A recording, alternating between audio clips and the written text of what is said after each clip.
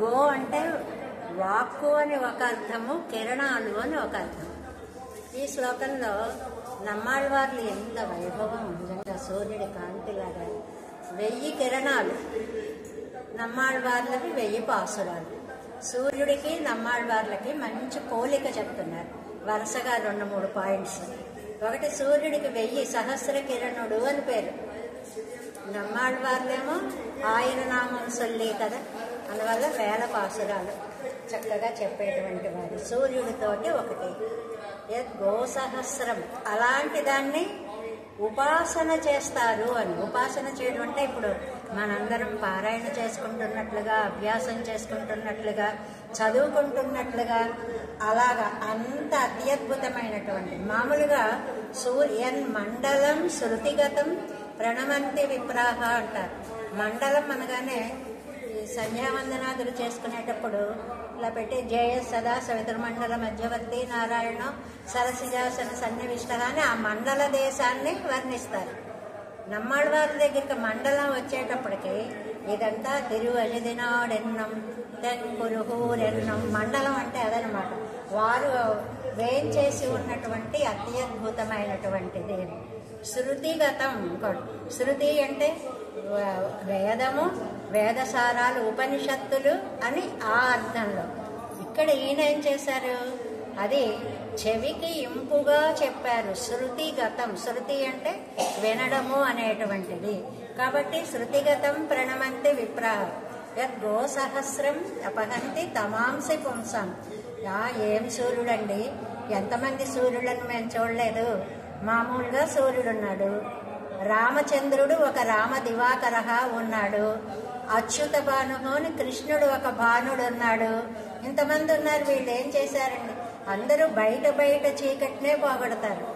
కానీ మన వకుళభూషణ భాస్కరులు లోపల ఉండేటువంటి అజ్ఞానం అనేటువంటి చీకటిని పోగొడతారు అని. ఇందులో మళ్ళీ ఒక్కొక్క పదాన్ని తీసుకుని పెద్ద వ్యాఖ్యానాలు చెప్తారు.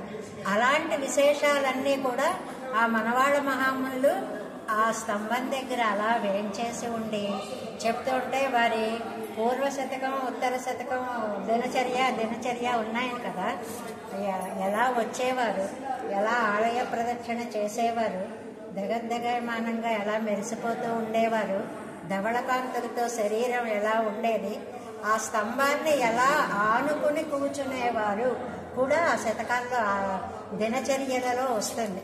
వారు అనుగ్రహించినటువంటిది. అక్కడ శ్రీరంగంలో పెరుమాళ్ళని రంగనాథుణ్ణి వేంచేప చేసుకుని ఈడు వ్యాఖ్యానాన్ని విని శ్రీశైలేశ దయాపాత్రం అనేటువంటి దాన్ని అక్కడ అనుగ్రహించారు. ఇక్కడ ఇచ్చినటువంటిది ఇక్కడ ఈ పెరుమాళ్ళకి, ఈ నమ్మాళ్ళవార్లు, ఈ విశేషం అసలు ఇది ఎంత అయ్యేటువంటిది కాదు, అద్భుతమైనటువంటి విషయం. ఇది ఒక కళలా ఉందండి, ఏదో ఇలా వచ్చి అలా వెళ్ళిపోయే ఆలయం కాదు. చక్కగా చూడాలి.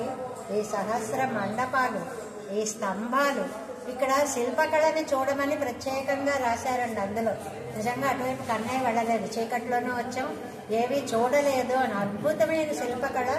రెండోది, ఒక చోట ఎక్కడో సప్తస్వరాలు పలికే స్తంభం ఉంది ఈ స్తంభాల్లో. అది ఎక్కడో వాళ్ళని అడిగితే గైడ్ చెప్తారేమో. ఆ సప్తస్వరాలు పలికేటువంటిది. ఎందుకు దీన్ని కురుగూరు అన్నారు?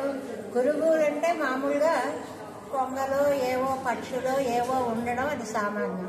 రెండోది, ఈ నదిలో తామ్రపర్ణి నదిలో శంఖాలు కొట్టుకుని వస్తాయండి. కురుగు అంటే శంఖము అని అర్థం.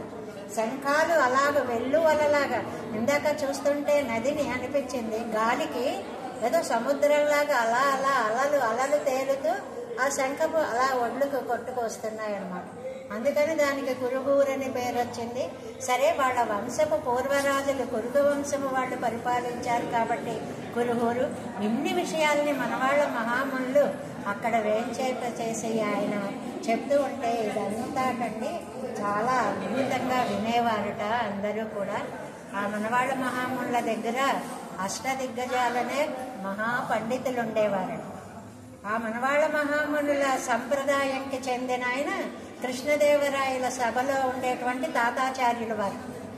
అందువల్ల మా పూర్వీకుల యొక్క సిద్ధాంతాన్ని దానికి గుర్తుగా మీ సభలో కూడా అష్టదిగ్గజాలను మీరు పోషించాలి అని అంటే అప్పుడు కృష్ణదేవరాయలు అష్టదిగ్గజాలు ఈ భువన విజయాలు ఇవి ఏర్పాటు చేశాడని అలాంటి మూల పురుషులు మనవాళ్ళ మహామునులు అక్కడ కూర్చుని చెప్పినటువంటి ఆ స్థలంలో మనం ఇవాళ కూర్చోవడం ఏ జన్మలోనో చేసుకున్నటువంటి అదృష్టం. మొదట అనుకునేవాళ్ళం అబ్బో అన్నీ చదవాలి, అన్నీ చేసేయాలి, అన్నీ అంతదాకా మీరు ఏం చేయక్కర్లేదు. భట్టర్ వారు ఒక తేలిక పద్ధతి చెప్పారండి.